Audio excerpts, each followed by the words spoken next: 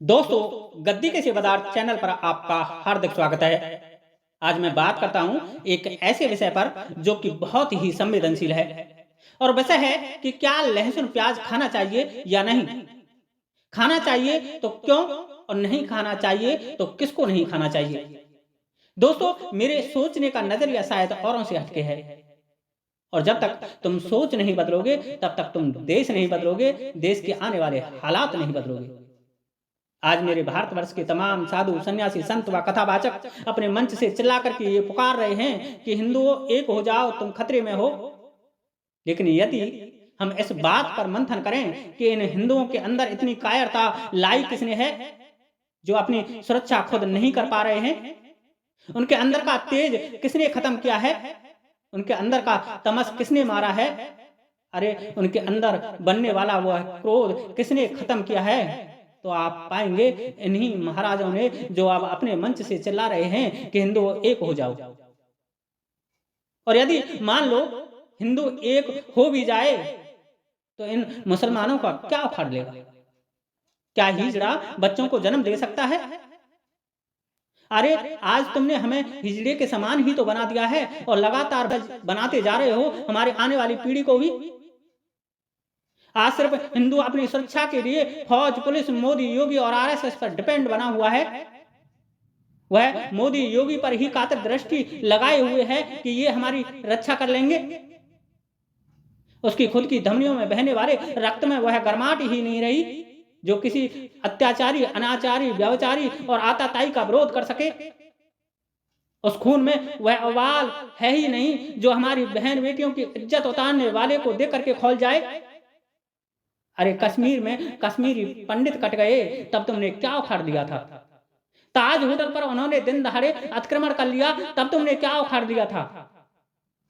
राम गोपाल मिश्रा की छाती में दिन दहाड़े 35 गोलियां उन्होंने दाग दी तब तुमने क्या उखाड़ दिया था। कन्हैया का गला ना कुछ बात पर काट दिया तब तुमने क्या उखाड़ दिया था। हमारी बेटी श्रद्धा की बोटियां कर करके उसने फ्रीज में चुन रखी थी तब तुमने क्या उखाड़ दिया था। और जब तक हर हिंदू अपने को दयावान, रहम दिल, सभ्य, शांत और तेजहीन बनाए रखेगा तब तक ये सिलसिला आगे जारी रहेगा। अरे हम कब तक योगी मोदी की तरफ कातिल दृष्टि लगाए रखेंगे। दोस्तों, मोदी योगी हमारी सुरक्षा बेचारे कब तक करेंगे। वो कब तक हमारे लिए लड़ेंगे। और फौज और पुलिस का क्या है, सत्ता जिसके हाथ में रहती है ये सब तो उसके अनुसार चलती है।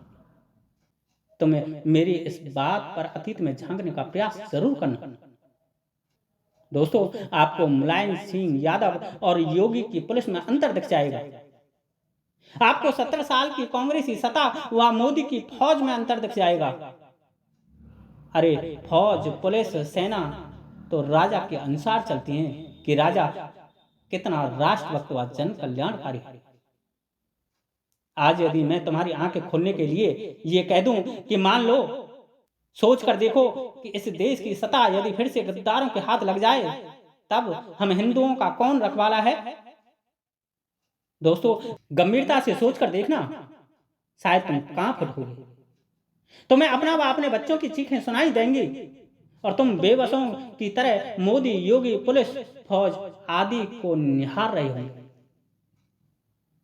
आपके घरों को वो आताताई उजाड़ रहे होंगे, आपकी बहन बेटियों को निर्वस्त्र करके नंगा दौड़ाया जा रहा होगा, लेकिन आप कायरों के भांति सिर्फ रो रहे होंगे क्योंकि तुम लड़ नहीं सकते। तुम्हारे अंदर का तेज खत्म हो गया। तुम्हारे अंदर तमस है ही नहीं। तुम्हारे अंदर दुष्टों को दंड देने वाला क्रोध अब पनपता ही नहीं क्योंकि तुमने तमस का त्याग कर दिया। जिन चीजों से तुम्हारे अंदर तमस बनता है उन चीजों का तुमने परित्याग कर दिया और रोज करते जा रहे हो। इन साधु संत व कथावाचकों के कहने से, इनके प्रवचनों को सुनकर के और बिना सोचे समझे अपने भूत, भविष्य व वर्तमान का अंकन किए बिना इनकी बातों को आप अंगीकार कर रहे हो। अरे ये तो आपको ये भी कहते हैं कि व्यक्ति को कभी मोह माया में नहीं पड़ना चाहिए, फिर ये लोग क्यों लग्जरी लाइफ जी रहे हैं। क्या आपने इस बात पर सोचा? क्या आपने सवाल किया और इस सवाल को करने की हिम्मत यदि आप में नहीं है तो कम से कम उनसे ये तो सवाल कर लीजिए कि महाराज यह तो बता दीजिए कि लहसुन प्याज क्यों नहीं खाना चाहिए। शायद इनका जवाब होगा कि यह हमारे तमस गुण को बढ़ाता है। और इन्होंने कभी बताया भी होगा कि इससे हमारे अंदर तामसिक वृत्ति बनती है, गर्मी बढ़ती है, हमारा क्रोध पनपता है। आप इनसे सवाल करना कि महाराज यदि कोई दुराचारी हमारी बहन बेटी की इज्जत लूट रहा हो तो हमें क्या करना चाहिए? क्या तुम्हारी तरह बैठ करके प्रवचन करना चाहिए? संत बन करके देखते रहना चाहिए? सन्यासी बन करके सिर्फ मोह माया समझ करके वन में चले जाना चाहिए तपस्या करने, या क्रोध में महाकाल बन करके उस दुराचारी का अंत कर देना चाहिए? शायद इनका भी मत होगा कि हाँ, क्रोध में महाकाल बन करके दुराचारी का अंत कर देना चाहिए। किंतु दोस्तों, महाकाल बनने के लिए क्रोध करना पड़ेगा, और क्रोध के लिए तमस आहार चाहिए, क्योंकि जैसा हम खाते हैं वैसा हम बनते हैं। मैं तुमसे यहां मांस खाने के लिए नहीं कह रहा हूं कि आप मांस खाओ, वो भी तो तामसिक है। अरे जीवों को मारकर खाना तो राक्षसों की वृत्ति है, उससे तो हमारे अंदर राक्षस प्रवृत्ति जन्म लेती है, जो कि इन दुष्ट दुराचारी मुसलमानों के अंदर है। पर कम से कम तुम इतने स्वात्विक तो मत बनो यारो कि इनका प्रति उत्तर ही ना दे सके। अपने को इतना दयावान शुद्ध व सीधा तो मत बनाइए कि सामने वाला तुमको कायर समझ बैठे और तुम्हारा सब कुछ लूट करके ले जाए। दोस्तों, दूसरों के कंधे पर रख करके बंदूक चलाना भी कायरता का उत्तम उदाहरण है। आप मोदी, योगी, सेना, पुलिस के भरोसे रह जाओगे, ठीक उसी तरह जिस तरह 19 जनवरी 1990 की रात नरसंहार के समय ये कश्मीरी पंडित कायरों की तरह मदद की आस लगा रहे थे, पर कोई नहीं आया। लेकिन यदि इनकी धमनियों में तेजी होती, रक्त में प्रवाह होता और तामसिक वृत्ति होती, तो ये ही पंडित गुरु गोविंद सिंह के 40 सैनिक बनकर के हजारों नहीं लाखों आतताइयों पर भारी पड़ जाते। पर अफसोस है कि ये पंडित लहसुन प्याज नहीं खाते। ये ठेठ से अपने बच्चों को यह सिखाते हैं कि हमें लहसुन प्याज नहीं खाना चाहिए, क्योंकि इनको पूजा पाठ भक्ति करनी चाहिए। किंतु सब तो पंडित मत बनो। अरे हमारे सनातन धर्म में पहले से ही वर्ण व्यवस्था थी कि ब्राह्मण वेद का यजन करेगा, वैश्य व्यापार करेगा, शूद्र सबको भोजन व पालने की व्यवस्था करेगा और क्षत्रिय देश की रक्षा करेगा। फिर बताइए, क्षत्रिय को ही तुम माला पकड़ा दोगे, उसके तेज व तमस क्रोध को खत्म कर दोगे, तो रक्षा कौन करेगा?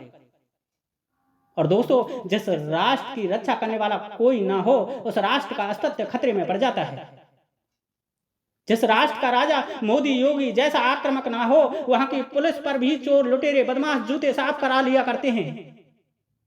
इसलिए समस्त कथावाचक साधु, संत, सन्यासियों से मेरा करबद्ध निवेदन है कि आप प्रत्येक भारतवासी के हाथ में माला पकड़ा करके सात्विक भोजन के लिए बाध्य करके ब्राह्मण बनाने का प्रयास ना करें, बल्कि ज्यादा नहीं तो कम से कम भोजन में लहसुन प्याज के गुण बता करके उनकी धमनियों में रक्त में तेजी लाने का प्रयास करें।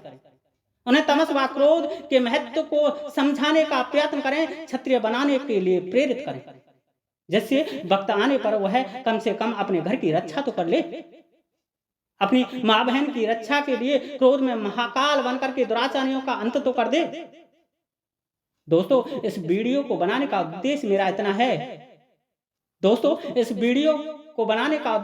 इतना है कि इन कथावाचकों के प्रवचनों को सुनकर के हमें प्रत्येक चीज का त्याग प्रत्याग नहीं कर देना चाहिए, बल्कि उसके बारे में सही से मूल्यांकन करना चाहिए कि हम ऐसे छोड़ने पर क्या क्या खोएंगे और क्या क्या पाएंगे। लहसुन प्याज पर दिए प्रवचन इन लोगों के खुद का एक दृष्टिकोण हो सकता है। ये ना खाएं तो कोई बात नहीं, क्योंकि साधु संत सन्यासियों को लड़ाई झगड़े से क्या मतलब है। किंतु देश का वह हर व्यक्ति जो गृहस्थ जीवन जी रहा है, जिसके कि बच्चे आने वाले इस देश के सिपाही बनने जा रहे हैं, जिसके कि भाई अपनी बहनों को रक्षाबंधन पर राखी बांधने के बाद सुरक्षा का वचन देते हैं, जिसका कि पति अपनी पत्नी को जिंदगी भर रक्षण का भरोसा देता है, उसको अपने लोहों में गर्मी बनाए रखने के लिए एक औषधि के रूप में कम से कम लहसुन प्याज तो खाना ही चाहिए। और यदि तुमने ऐसा नहीं किया, तुमने तमस क्रोध को नहीं पनपाया, तो इस देश का हर हिंदू का हश्र उन कश्मीरी पंडितों जैसा। आज के लिए इतना ही। वीडियो अच्छी लगी हो तो वीडियो को लाइक करना, कमेंट्स करना और हर हिंदू को जगाने के लिए वीडियो को शेयर जरूर करना। वैसे दोस्तों, ये मत समझ लेना कि मेरी कोई लहसुन प्याज की दुकान है और मैं अपने व्यापार को बढ़ाने का प्रयत्न कर रहा हूँ। यहाँ लहसुन प्याज के माध्यम से हर भारतीय को मैं अपनी बात बताने का प्रयत्न कर रहा हूँ। जय श्री राधे, जय श्री कृष्णा, जय माता की, जय गद्दी के सेवादार।